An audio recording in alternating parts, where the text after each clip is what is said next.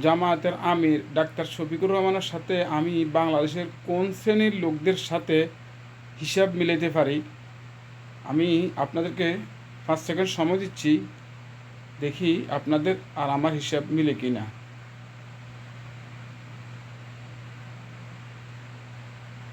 দেখ, আপনারা কে কোন চিন্তা করছেন সেটা আমি জানি না।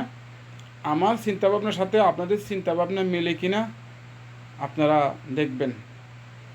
আমি ওনার সাথে হিসাব মিলাচ্ছি বাংলাদেশে যে সমস্ত আলেম ওলামারা ওই যে মাদ্রাসায় শিক্ষকতা করে এবং মসজিদে ইমামতি করে, অন্তত সাধারণভাবে বলছি, একবারে গ্রাম অঞ্চলের কথাই বলছি, ওনাদের সাথে আমি ওনার সাথে তুলনা করছি।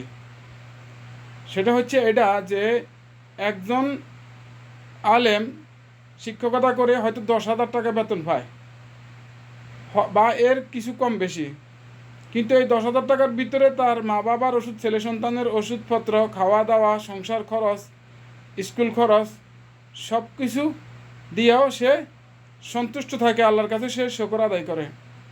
আর দেখা গেল সচিবালয়ে একজন লোকে মাসে 1 লক্ষ 1.5 লক্ষ টাকা ইনকাম করার পরও তার চাহিদা থেকে যায় এবং তার অভাব থেকে যায়।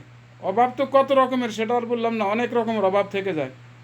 Same to same doctor Shafiqur রহমানের সচিবালয়ে যারা চাকরি করে 1.5 লাখ টাকা, 2 লাখ টাকা, 3 লাখ টাকা মাসে ইনকাম করে, ওদের মতো কোনো চাহিদা নাই। ওনার চাহিদা হচ্ছে ওই সাধারণ গ্রাম অঞ্চলে আলেম ওলামাদের মতোই, কারণ অল্পতেই ওনারা সন্তুষ্ট।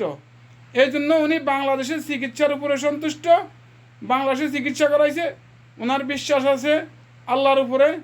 এই দেশের মাটিতে জন্ম নিছে, এই দেশের ডাক্তার দিয়া চিকিৎসা করা হবে, এই দেশের হাসপাতালে ওনার চিকিৎসা করা হবে। আলহামদুলিল্লাহ, উনি বাংলাদেশের বুকে উনি চিকিৎসা করা হয়েছে এবং ওনার অপারেশন সাকসেসফুল। আলহামদুলিল্লাহ, আলহামদুলিল্লাহ।